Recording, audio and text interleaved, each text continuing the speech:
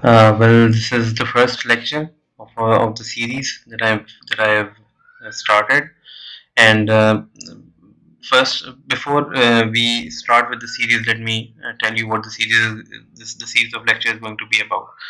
So, in this series, we're going to review anesthesia right from the beginning and to the end of the textbook that we follow.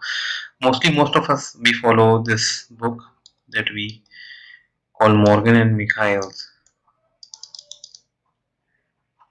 So I've started this series with that in mind that I would be going through the start of the book, and I will be explaining one of the basic sciences that pertains to the content in the book.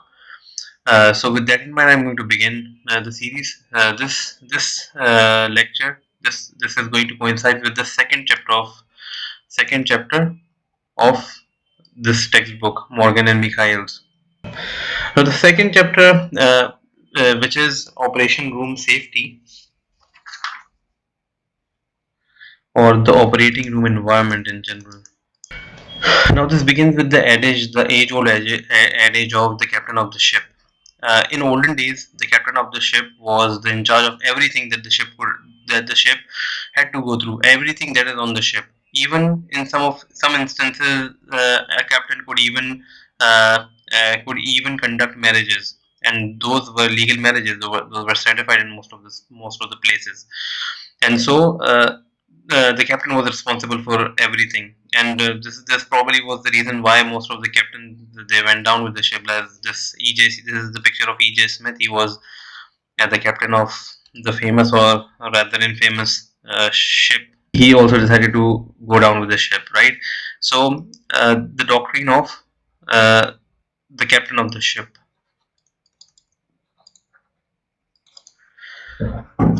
In olden days, it was the surgeon who was that.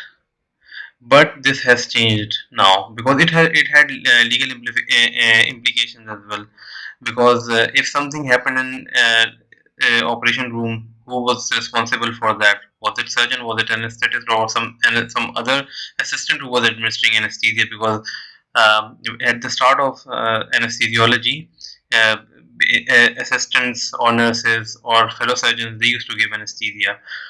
And so, as the field developed, the concept changed. Now we have teams, and anesthesiologist is in charge of the operating room in the sense that he looks at the operating room environment, and he or she works at preventing hazards.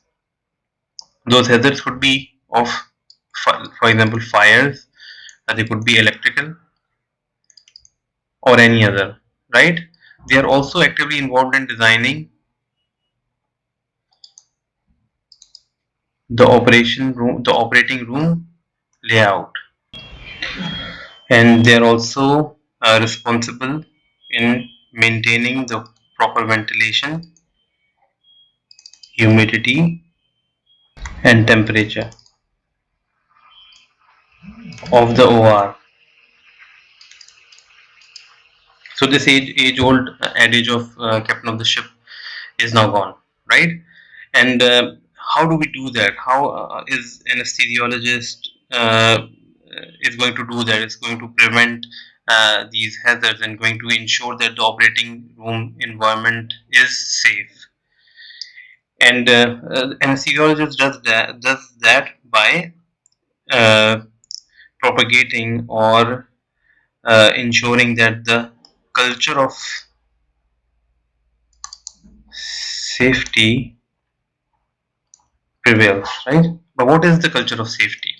What do we mean by culture of safety? We mean by culture of safety is that to avoid, uh, try to avoid uh, mishaps before they happen, right? So this is the culture of safety that we have. And how do we do that? There are many ways, but one of the very effective ways of it is using checklists. And there are certain bodies which decides on making those checklists. Here is one of the example of the WHO checklists, and there is an optimal way how this can be administered. In one of the way, what can happen is that a surgeon may ask that has anyone read uh, the checklist and everyone agrees with it, and in that case, everyone agrees in the end, right? First way is that everyone reads the checklist, and then agrees at the end. And the other way is that reads each statement or point, and then everyone agrees with it.